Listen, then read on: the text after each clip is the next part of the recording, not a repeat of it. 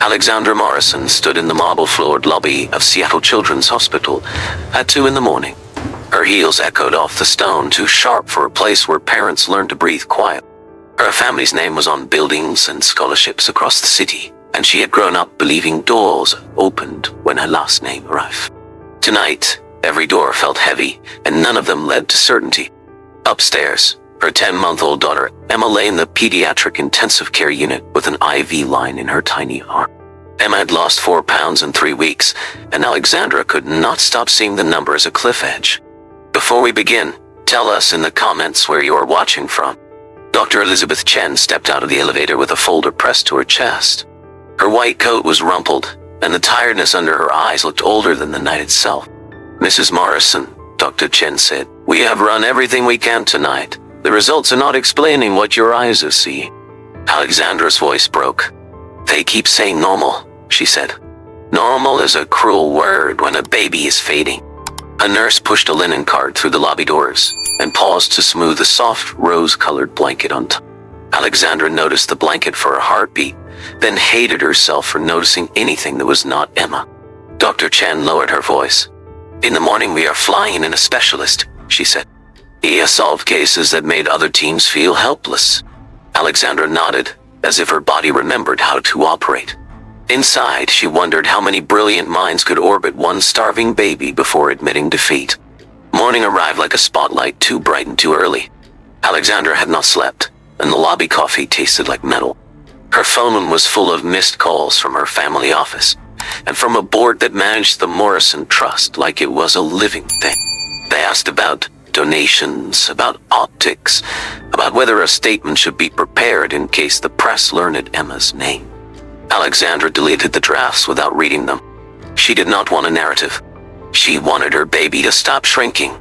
Dr. Marcus Webb entered the unit with a calm that felt rehearsed. His name came with a reputation that families whispered about the way they whispered about miracles. He also came with a price that sounded obscene inside a children's ward. Alexandra signed anyway, because money felt useless only when she refused to spend it. He examined Emma with steady hands and a detached kindness. Emma's cheeks looked hollow, and her eyes fluttered, as if even looking cost her effort. "I do not see a structural reason for refusal," Dr. Webb said. "When the body will not accept what it needs, we have to support it another way." Alexandra heard the unspoken conclusion and felt her stomach drop. She asked for time, and Dr. Webb nodded as if time was something he could grant. In the quiet after he left, Alexandra remembered the early weeks after Emma's birth. She had held Emma against her chest for hours, counting breaths, terrified that sleep would steal something from her. Now she counted different things. Ounces refused, hours wasted, days shrinking, and she could not forgive herself for not understanding what her child was trying to say.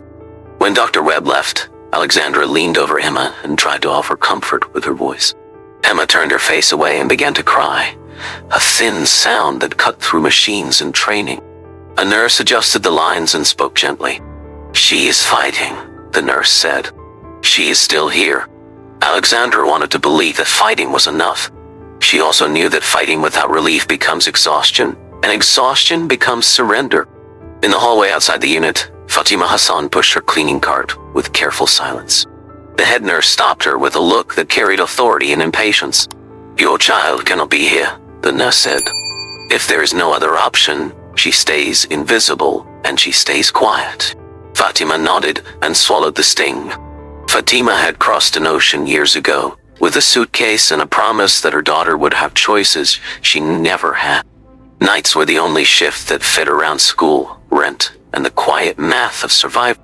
She cleaned places where other people received care, and she learned to keep her own needs small so no one could accuse her of taking up space. Aisha lowered her eyes, holding her school book close like it could hide her. This was the first dismissal, and it was small enough that no one called it cruelty. It still taught Aisha the same lesson she already knew, that she was allowed only when she was unnoticed. Inside the unit, Alexandra walked past them without seeing them. She was on the phone with a specialist in another state, her voice tight with controlled panic. Aisha watched Alexandra's face and recognized a kind of fear that did not care about money. Fear made everyone look the same, and that realization unsettled her. That afternoon, The hospital's donor liaison found Alexandra near the nurses' station. He spoke softly, as if soft words could make hard reality polite. "We have arranged a private family room," he said. "If you need anything at all, we are here." Alexandra stared at him with empty eyes. "My daughter needs to eat," she said. "Your room will not change that." The liaison retreated, embarrassed and offended, and Alexandra hated that she had to spend energy on his feelings. She returned to Emma's bedside and tried again with a bottle, and Emma turned away, as if the world itself was poison. Dr. Chen watched from the doorway and did not interrupt. When Alexandra finally set the bottle down, Dr. Chen stepped in and spoke with the calm of someone trying to protect a family from panic. "We are out of options," Dr. Chen said. "We are out of easy ones." Alexandra nodded, and her hands shook anyway. She did not know what was worse, losing options or losing time. Night fell again, and the unit grew quieter in the way hospitals do, never silent, only less crowded.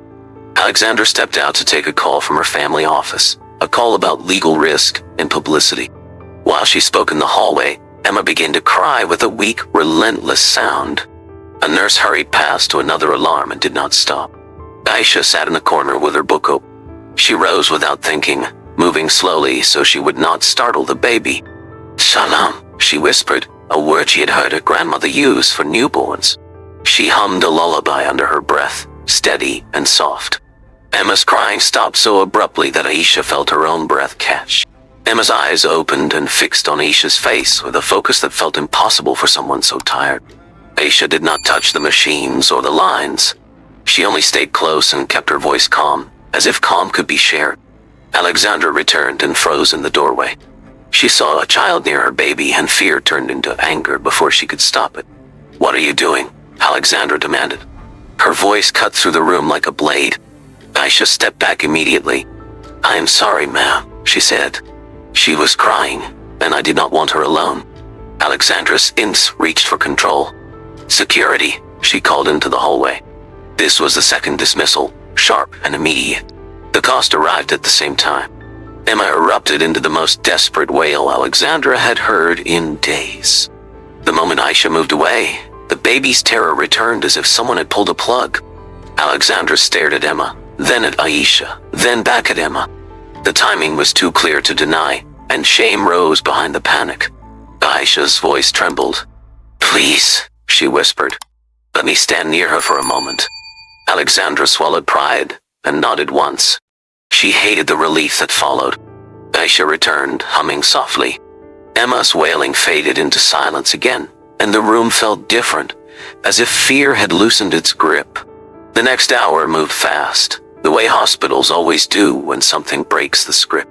A nurse stepped in, saw Aisha, and went still for a moment. Dr. Chen arrived and took in Emma's calmer breathing, the child by the crib, and Alexandra's shaking hands.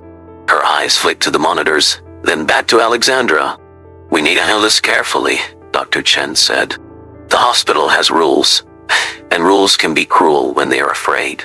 She sounded less like a supervisor and more like a person trying to warn a mother about the machinery of institution. Dr. Chen had spent her life learning to save children inside systems, and she hated how often the system demanded obedience before it allowed compassion. Alexandra clenched her jaw. "My daughter is calmer," she said. "That is the only truth that matters to me right now." Dr. Chen did not argue with that. She asked Aisha's name, and she asked Fatima to step closer so she could understand who this child was. Fatima's voice was quiet. "She is my daughter," she said. "She meant no harm." Aisha stared at the floor, waiting for punishment.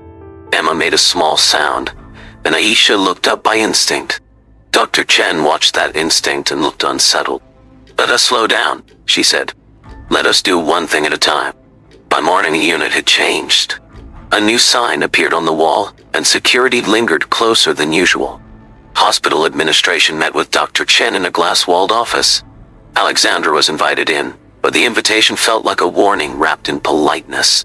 A man in a suit spoke about liability and safety. A woman with a tight smile spoke about protocols and fairness. They also spoke about headlines. Alexandra's name was too famous to be attached to a scandal, and the hospital feared that one uncontrolled moment could become a story that erased decades of trust.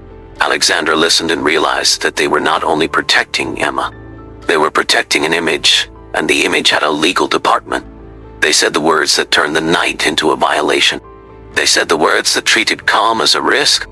This was the third dismissal. Aisha was barred from the unit, and Fatima was reassigned away from the pediatric floor. Fatima did not raise her voice. She only nodded, because she had learned that arguing with institutions could cost more than a job. Aisha's face went pale. She looked at Alexandra as if Alexandra had the power to rewrite rules, the way money rewrote so many other things. Alexandra tried to speak, but the woman with the tight smile cut her off with a hand gesture that belonged to meetings, not medicine. Alexandra swallowed her anger until it burned. The ban did not look dramatic. It looked like paperwork and a security badge that stopped working. Its effect was dramatic anyway. Emma's calm vanished, and her body tightened like it was bracing for impact. Dr. Webb returned and spoke with crisp certainty. "We cannot keep delaying," he said. "We need to support her directly before she falls further." Alexandra watched Emma cry until the sound turned hoarse. In the hallway, her phone lit up with calls from her family office, her public relations team, and a trustee who spoke as if Emma were an asset at risk. One trustee suggested a transfer to a private facility the trust already supported, a place where cameras could be controlled and staff signed confidentiality agreements. Another trustee asked Alexandra if she was emotionally stable enough to make medical decisions. Alexandra felt something cold move through her. In their world, love was a liability, and grief was a weakness that could be used against her. One voice asked Alexandra if she wanted a private jet to a specialty clinic across the country. Another voice warned her that rumors were spreading. The billionaire baby was starving in the most famous hospital in the region. If you have ever watched powerful people argue about your life while you were begging for help, write your thoughts in the comments. Alexandra did not answer the calls. She stared through the glass at her daughter, and she made a decision that felt like stepping off a cliff. Dr. Chen met Alexandra by the nurse's station. Her face carried exhaustion and a kind of quiet frustration that looked like grief. "We are running out of time," Dr. Chen said. "I need you to understand the risk." Alexandra's voice was steady now, too steady. "I understand the risk," she said. "I also understand what happened the moment you took that child away." Dr. Chen hesitated. "The hospital is afraid," she said. "Fear makes people reach for rules." Alexandra leaned closer. "Fear made me call security," she said. "I will not let fear make the next choice too." She asked for discharge. The word landed like a slap in a place built on controlled decisions. Dr. Chen closed her eyes for a heart. "If you do this, you need oversight," she said. "You need a plan that keeps her safe." "I will hire it," Alexandra replied. "I will build it, but I will not leave her in a place that punishes comfort." The discharge process became a battle dressed in polite language. Administrators arrived with forms and warnings, and Alexandra's lawyer answered in a calm voice that sounded like steel. A social worker asked Alexandra if she understood the consequences. Alexandra asked the social worker if she understood what it was like to watch a baby refuse the will. By nightfall, Emma was carried out in private transport, swaddled and silent. Alexandra walked beside the stretcher, one hand hovering over Emma as if touch could keep her from slipping away. She did not go home first. She went to the service entrance where she knew the night shift arrived. Fatima stood there with her cleaning bag, eyes wide, braced for punishment. Aisha stood behind her mother, hands clenched, looking like a child who had learned that kindness comes with consequences. Alexandra lowered herself until she was eye level with Aisha. "I am sorry," she said. "I was scared, and I used power like a whip." Aisha blinked fast. "I did not want trouble," she whispered. "I do," Alexandra said. "I want the kind of trouble that keeps my daughter alive." Alexandra offered Fatima a contract and a place in her home. She offered safety, schooling support, and a promise that felt too large to trust. Fatima read the contract twice with hands that trembled. She had cleaned offices where people signed papers that changed other people's lives, and she had never expected to be the one whose life could change with ink.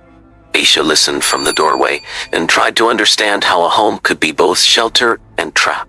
She had seen rich people on television, but she had never seen one kneel to apologize to a child. Fatima hesitated, fear heavy in her expression. "We could lose everything," she said. Alexandra's voice stayed calm.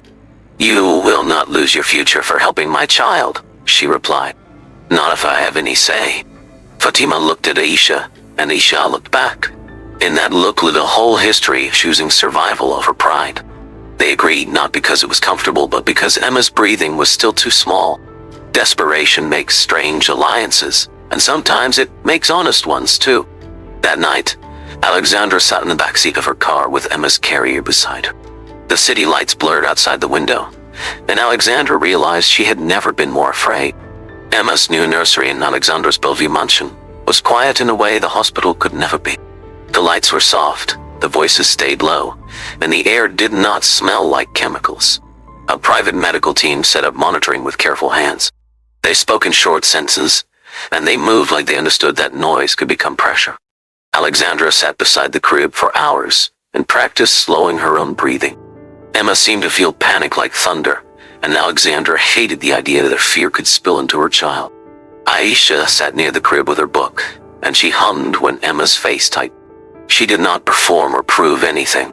She only offered steady calm. Fatima watched from the doorway, still afraid of the marble and the quiet well. Alexandra noticed Fatima's hesitation and understood that fear had more than one language. If this story touched you, please like and share it with someone who needs hope. Days passed, and Emma began to look less hollow. Her eyes stayed open longer, and she started tracking faces again, as if she was testing whether the world could be trusted. Alexandra's public relations team begged her to stay silent. Rumors had already leaked, and strangers were turning Emma into a story without permission. Alexandra refused. "My child is not content," she said. "My child is a life." One evening, Aisha noticed something small. Emma settled most when Alexandra leaned close, and Emma tensed when Alexandra stepped away. Aisha watched without speaking until she was sure. Then she turned to Alexandra carefully. "Mrs. Morrison," she said, "Emma calms when she has something that feels like you." Alexandra's throat tightened. "I am here," she said. Aisha nodded once. "Not only your voice," she said, "your familiar smell." Alexandra froze. Memory snapped into place, sharp and bright. She remembered the rose-colored blanket on the linen cart the first night. She remembered that the blanket had once been in her home, wrapped around Emma during early mornings, when Alexandra wore the same perfume every day because routine felt like survival. The small detail she had brushed past because she was drowning suddenly lit the whole room. In the hospital, everything had been scrubbed clean until nothing familiar remained. Alexandra covered her mouth, and tears finally won. "I thought sterile meant safe," she whispered. "I did not understand what safe means to a baby." Dr. Chen visited the mansion a week later, not as an authority, but as a witness. She arrived without cameras and without a hospital badge clipped to her coat.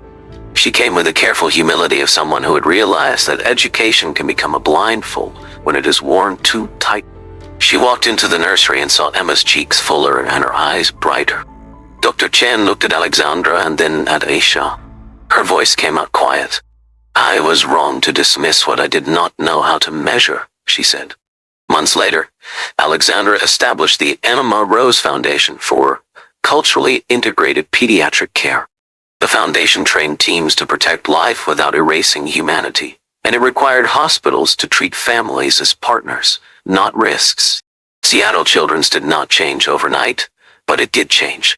The same administrators who had signed the ban drafted a new policy that created supervised family comfort roles, and they invited community liaisons into case meetings instead of leaving them outside the door. Dr. Chen co-wrote the training modules, and she insisted that every lecture include the story of a girl who hummed in a room where machines could not. Fatima became the director of Family Cultural Liaison Services. Aisha received a scholarship to pursue pediatric medicine and child development, focused on bridging ancestral caregiving wisdom with modern clinical care. Emma grew into a healthy toddler with laughter that filled rooms. She spoke her first words in both English and Arabic, and she called Aisha sister as if the bond had always existed. The program expanded into 12 cities and served families who could not buy influence. Alexandra insisted on that, because she had learned the ugliest lesson money can teach. Wealth can open doors, but it cannot create compassion.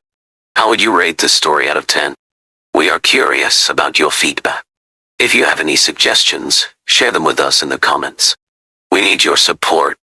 If you want to support us, please click the subscribe button, like this video, and turn on notifications.